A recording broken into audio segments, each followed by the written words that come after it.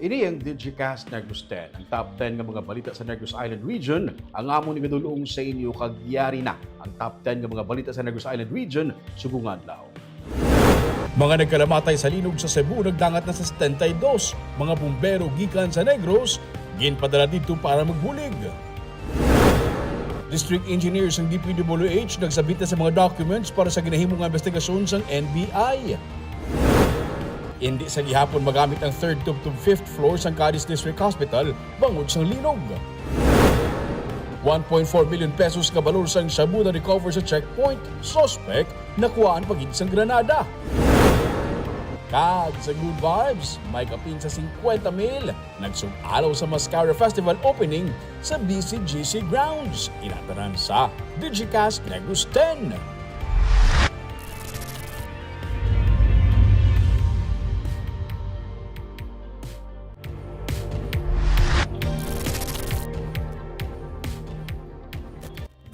Sa number 10, bagyo nga Paulo ginapaabot nga mag-landfall buwas aga. Sa latest weather advisory sa Pag-asa, malayo pa sa kadutaan ang sentro sang bagyo nga Paulo pero ang dala sini nga panganod ang amat-amat na nga nagalabot sa Southern Luzon kag Eastern Visayas. Alauna sini nga hapon yara na ang bagyo nga Paulo sa 535 kilometers east ang Infanta, Quezon. 75 kilometers per hour ang kabaskugon sa bagyo kag may pangmadlos nga 90 kilometers per hour. May pila na ka mga area sa Luzon nga napaydalom sa tropical cyclone wind signal number 2 kag signal number 1. Buwas aga ginapaabot nga malandfall ang bagyo sa Aurora kag Isabela. Pagkagabi, posible nga yara na ini sa West Philippine Sea kag sa Sabado nga adlaw nakagwa na ini sa Philippine Area of Responsibility.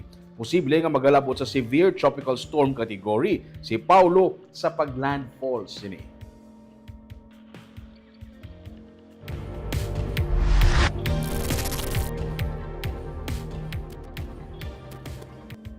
Sa number 9, probinsya sa Negros Occidental naka-record sa 137 ka mga leptospirosis cases humalin sa bulan sang Enero tubtub Setyembre 20. Ang Bago City may pinakamadamo nga na-record nga kaso sang leptospirosis 17. Nagasunod ang Cadiz City, San Carlos City, Silay City kag Kabangkalan City nga may tig-siyam ka mga kaso. Karon nga may mga pagbaha dala sa mabunok nga ulan, suno kay Dr. Girly Pinungan, ang Provincial Health Officer, wala man sila may na-monitor nga pagsaka o kung pagtibok sa kaso sang leptospirosis. Pero sa gihapon sila wala untat nga nag-aabiso sa mga pumuluyo nga kun pwede palang malikawan, mag-ubog sa tubig baha. Magpadulong sa mga health centers kung makaubugid man sa baha, magkadto sa health center kag magpangayo sang bulong para malikawan ang balatian nga dala sang higko sang ilaga. Suno kay Pinunggan, ang mga rescuers ang ilaman nga daan ginahatagan sang prophylaxis para maging safe man sila samtang nagapatuman sang ilang nga trabaho. Nuwanta lang ang public yapon, the same man yapon ang atong pan. So especially those nga sang baha. Oo. So mas delikado kung wala sila protection bala, oo. So ang those gani nga mga rescuers, especially kung gabaha, ginatagaan tanan ng prophylaxis bala. Di kung nag-ubog ka, Doc, in-advise gyapon nga mag-inom sila Yes, kaya oo. prophylaxis. Oo. They go to the nearest rural. Nearest nga health facility. Yeah.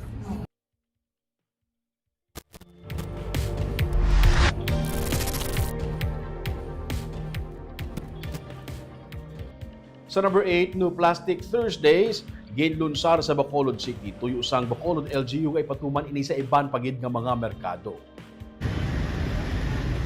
Ginlunsar sa lokal nga panguluan sa Bacolod City ang programa nga No Plastic Thursday sa pila ka mga merkado sa syudad.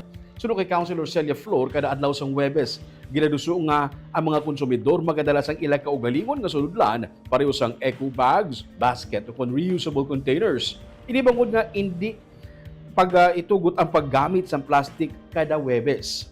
Ginpatag ni Flor nga kung may dalagi man nga plastic ang isa ka konsumidor, dapat personal na ininila nga pagagamiton.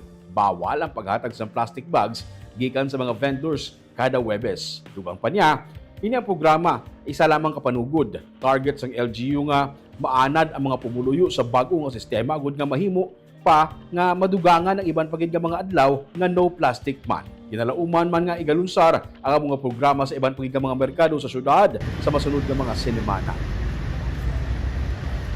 Buot silingon ang mga vendors hindi mag-provide plastic Yes. during Thursdays, no? Panugod lang na kay pag mag-anad na ang pumuluyo, ati mo unta na TTH or more days nga no plastics. May no plastic ordinance na kita nga daan mo. Yes.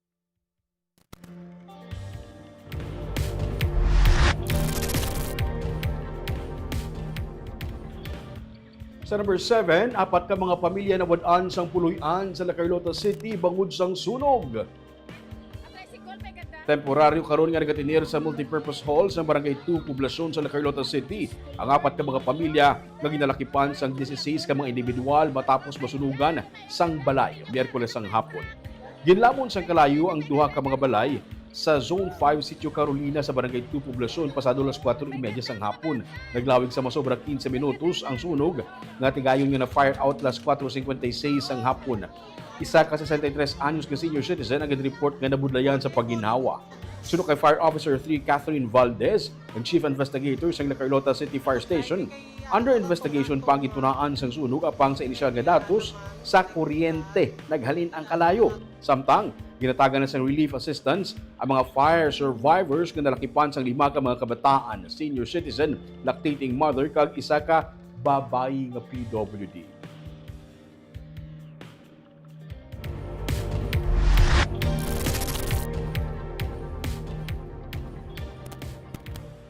Sa number 6, isa ka peke nga PDEA agent ginaresto sang matuod-tuod nga taga PDEA. Natapos ang pagpakuno-kuno sa isa ka lalaki nga nagpakilala bilang agent sa Philippine Drug Enforcement Agency o PDEA matapos madakpan sa buy-bust operation. Kagin patigayon sa Barangay Zone 5, Banwas sang Murcia. Arestado si alias Dimpoy, 34 anyos. Nga residente sa Barangay Zone 4 sa Banwaman sang Murcia. Sa reports ng PDEA Negros Occidental o Negros Island Region, nagapakilala nga PDEA agent si Dimpoy agud i-cover up ang iya kaang tanan sa illegal drugs. 13 ka pakete sang ginasuspetsuhan shabu ang nakuha sa iya. Ang peke nga agent ang ginreport man sa isumbong mo sa PDEA hotline rason nga nagpatigayon sang buy-bust ang otoridad agud madakpan ang impostor.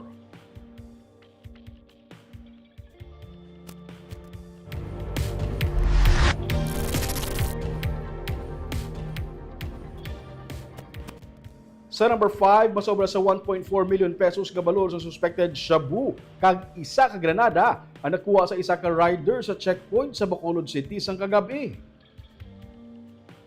Na-recover sa kapulisan ang 220 grams o 1.4 million pesos nga balor sa ginasuspetsuhan shabu kag isa ka granada gikan sa rider nga nagtingwa kun tani magpalagyo gikan sa checkpoint. Ang checkpoint ipatigayon kagabi sa dalan San Juan sa Barangay 6 sa Bacolod sang katapos ang Bacolod City Mobile Force Company kag Police Station 2. Na-intercept sang kapulisan ng rider nga si alias Anthony sang Barangay 2 sa Bacolod sa kaysa motorsiklo. Madasig ang pagpadalagay ni Anthony. Wala siya sang suksok nga helmet, wala sang side mirrors ang iyang motorsiklo. Base sa report sang BCPO, bisan nga nadakpan na si Anthony sang blocking force sa checkpoint ang tingwa pangin ini nga magpalagyo pero napunggan. Samtang nagakamog, nahulog ang isa ka bundle sang kwarta kag mga pakete sang suspected shabu. Nakuha man sa 35 anyos nga rider ang isa ka hand grenade.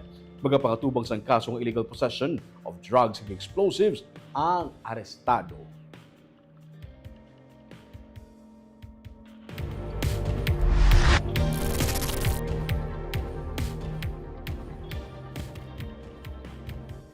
Sa number 4, nabato na sa National Bureau of Investigation Bacolod City ang mga dokumento gikan sa 3 ka mga district engineers sang DPWH ini may angot sa ginapatigayon nga investigasyon sa flood control projects sa Negros Occidental. 3 ka iban pa nga district engineers sang DPWH ang ginpaabot nga magasubmit man sang ginapangayo nga mga dokumento. Sunod kay Executive Officer William D. Arca, matapos nga nagserbi sila sang sabina, nakasabit na sang ginpangayo nga mga dokumento ang district engineers ng San Carlos, Kabangkalaan kag Binalbagan. Patag ni Diarca, yara pa lang sila sa document gathering stage. May mga nakuha man sila nga mga impormasyon sa mga proyekto gikan sa website. Kung makumpleto na ang mga dokumento, sila magapatuman sang ocular inspection sa mga proyekto kag personal nga maga-inspect sini. Ang mga district engineers sa Bacolod, Talisay kag Bago ang ilan naman nga ginsabina kag ginapaabot nga magsabit man sang ilang mga dokumento. Mga infrastructure projects humalin sang 2020 to 2025 ang sakop sang ila pagpangusisa.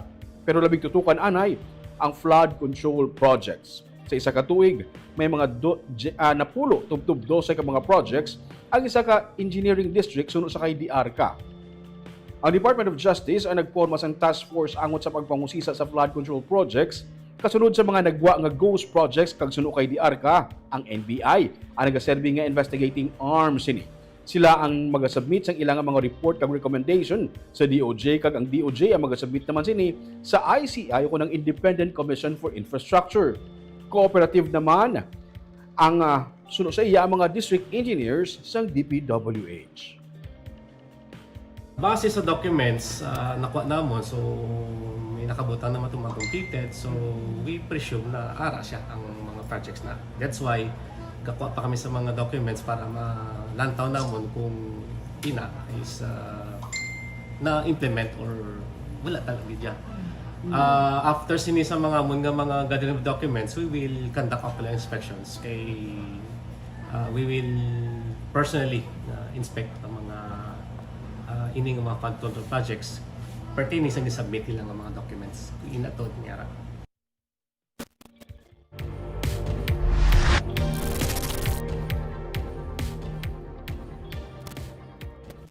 Sa number 3, Bacolod ug Negros Occidental LGU mga padalasang bulig sa mga nahalitan sang linog sa Cebu. Antes ang programa para sa opening sang Mascara Festival, naghambal si Mayor Greg sa taya nga maghatag sang pinansyal nga bulig ang syudad sa probinsya sang Cebu matapos ang mabaskog nga linog sadtong Martes sang gabi. Subong nga adlaw si Gasataya nag-request sa sanggunian panglungsod agud mapadali ang pagproseso sang bulig kag galayon ini mahatag sa mga biktima. Ginanunsyo man sang alkalde nga magalunsar ang Bacolod sang donation drive para sa mga luyag magbulig sa mga apektado nga pumuluyo sang Cebu. Sunod sa alkalde, bukas ang city government sa mga donasyon halin sa pribado kag pangpubliko nga sektor. Si Governor Eugenio C. Lacson nagkumpirma man nga ang probinsya sang Negros Occidental magapadala man sang bulig didto. Come up with a request by tomorrow sa Sangguniang Panglungsod para mapakasig naton. And we will also launch a donation drive to those na luyag, bulig sa aton sini nga mga kauturan nga nalisdan dito sa probinsya sa Cebu mangod sa earthquake na nagpunta. Okay.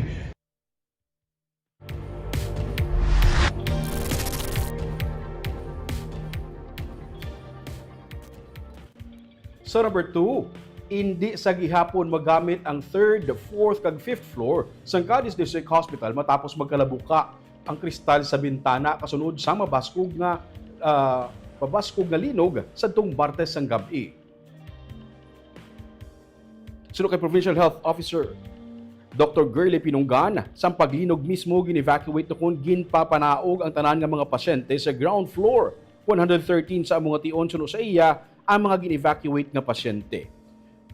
Mga katunga sinisunod sa iya ang gikan sa 3rd tubtub sa 5th floor. May kinahanglan pa man nga magkaayo ang nagkalaguba tungod sa mga paglinog. Sunod kay Pinunggan, ang mga pasyente sa karon ang ginsaylo sa katupad nga building sang main nga building. Inisad to nagaserbi nga COVID facility. Hindi man mapatuod kung ano kalawig kag makaayo ang mga nagkalaguba. Wala naman sa maging report nga kahalitan sa iban nga mga ospital sa probinsya. Magluwas lamang sa mga minor nga cracks kag safe naman nga mabalikan sang mga pasyente suno sa kay Pinunggan. 3rd kag 4th amo nang ginoccupy nila mo nga kuan atong ginsaylo namon sa another building, no. So ara sa gihapon sa pihak ta nga building inang ara da nga atong lang gamit sa una COVID facility o tapos at the same time ara na atong dialysis. So dito na lang sila na gibutang for the meantime kay may mga cracks especially aton mga broken windows, so maging hazard mapagid sa ila.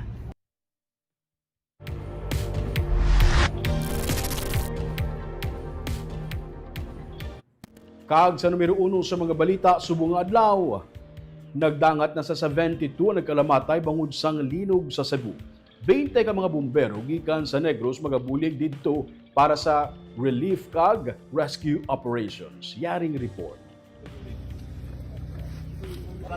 Sa sini nga video nga ginpost ang Bureau of Fire Protection, makita ang aktual nga pag-rescue sa mga rescuers ng BFP sa sini nga mag-iloy nga napilpilan sang semento sa sulod sa isa ka pension house sa Barangay Gairan sa Bugo City. Ang iloy, ginkilala kay Gemma Hilig, kagang iya 4 ka tuig nga bata nga si John. Halin si Gemma sa shift bilang receptionist, kagang iya mister, security guard.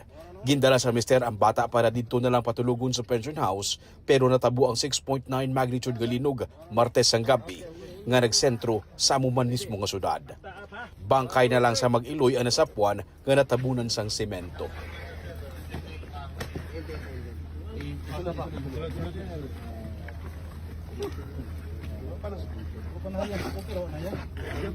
Duha lamang sila sa mga napatay sa probinsya sang Cebu bangod sang linog as of 3 p.m. subong adlaw Huwebes. Ang kadamuon sa mga napatay nagdangat na sa 72. Ang BFP-NIR ang nagpadala sang 20 ka mga personnel sa Cebu para magbulig sa operations didto. Ginasign sila sa SM Cares Village, Barangay Pulambato, Bugo City, isa sa mga natamaan sa linog nga lugar. Kaina, nag-abot man sa Bugo City si President Ferdinand Marcos Jr. Ginpaatag sa presidente nga kabudlayan ang lugar nga temporaryo butangan sa mga residente bangod kalabanan sa mga structures ang naguba man sa linog kag hindi masiguro kung bala safe ang mga structures nga nagapabilin pa. Gani, magapatukod sila sa tent city bilang temporaryo nga listaran sa mga apektado nga pamilya. Kaya nahirapan kami ng kaunti dahil wala kaming pagpupuntahan, wala kaming paglalagyan ng mga na-displaced na pamilya dahil hindi tayo nakakasiguro sa mga evacuation center.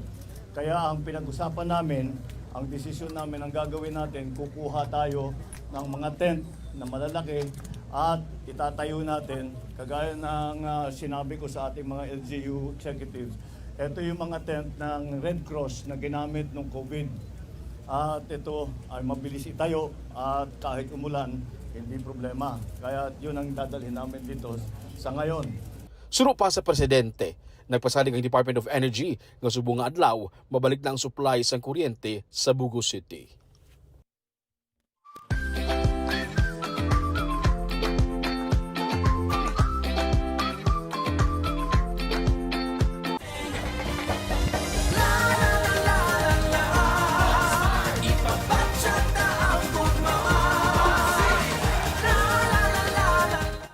Kag sa Good Vibes 46th Mascara Festival, formal nga nagbuka sang kagabi. Gina-estimate nga yara sa 50,000 ka mga pumuluyo ang nagdagsa sa Bacolod City Government Center grounds. Elias TV Band gindagsa sa mga fans.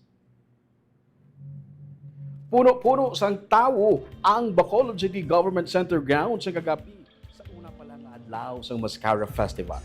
Naghatag sang kalingawan sanday Arabina, Paul Salas, Silent Sanctuary nga banda, kag iban pa nga mga local performers. Isa sa mga highlights ang gabi mo ang performance ng kilala nga banda nga Elias J TV Band nga ginhulat sang madamo nga mga fans. Wala pa man makasaka sa stage si Elias, gintumpukan na ang area sa mga fans. May nagkalatumba sa pagdali-dali, ang iban nagbantay na sa kwarto nga ginapahuwayan sang banda. Sangyara na sa stage si Elias, nagadaguob ang singgitan sang tao kag mas nagpusog pagid sang nagsugod na siya sa pagkanta kag pagsaot. Siyempre, wala madula ang mga pasabak man sa ibabaw sa entablado. May gindonzo weta pagid siya gani. May ana man sang fireworks display nga naghatag sang kolor sa kalangitan. Magapadayon ang selebrasyon tubtub sa October 19 para sa Mascara Festival 2025. So far, we thank the people. But again, as we start sa Mascara, masalamat kami sa suporta sa sugar ginahimog natin ng tatanan para mangin malitayon ang pumuli sa Bacolod to celebrate Mascara. Grabe ang tao, grabe man ang traffic kagabi. Expect na ni the whole 19 days sa Mascara Festival, heavy traffic. Sige lang, gamay lang ang pasensya para sa kasadyahan man sa mga taga Bacolod. Shoutout anay sa atong nga live viewers, subong hapon si Ray Tuhaw, Tinyosan mayong hapon, Digicast Negros NIR, si Chona Evangelista Caredo. Good afternoon, Digicast Negros. Watching from Singapore, si Maria Fe Panaga Baredo. Mayong hapon, Digicast Negros, si Mamaricon Gamboa Hayashi. Good evening, Sir Ruming, Digicast, happy weekend. Ay, Webes pa lang din, ma'am. Si Mamaricon, si Dennis Bautro Carbos, Mayang hapon kay Digicast Negros watching from Pulupandan, Gloria Bantigue. Good afternoon, Digicast and IR kag sa Ruming. Keep safe everyone. God bless you all. Si Ma'am Mirna Garrido Clavel, good PM Digicast Negros watching from Payao, Binalbagan. Si Jocelyn Luquero, good afternoon, Digicast team watching from Hong Kong. Si Romel Mahilong Galyo, good evening, Sir Ruming. Kag si Lynn Superio Banalon, mainunanon nga gabi, Choy Ruming, Happy Teacher's Day sa mga teachers. Dubuas, no? Teacher's Day. Happy Teacher's Day. Kagamoy itong top 10 ng mga balita sa Negros Island Region, subong adlaw. Tugtog sa buwas ako si Romeo Subaldo. Mayong hapon.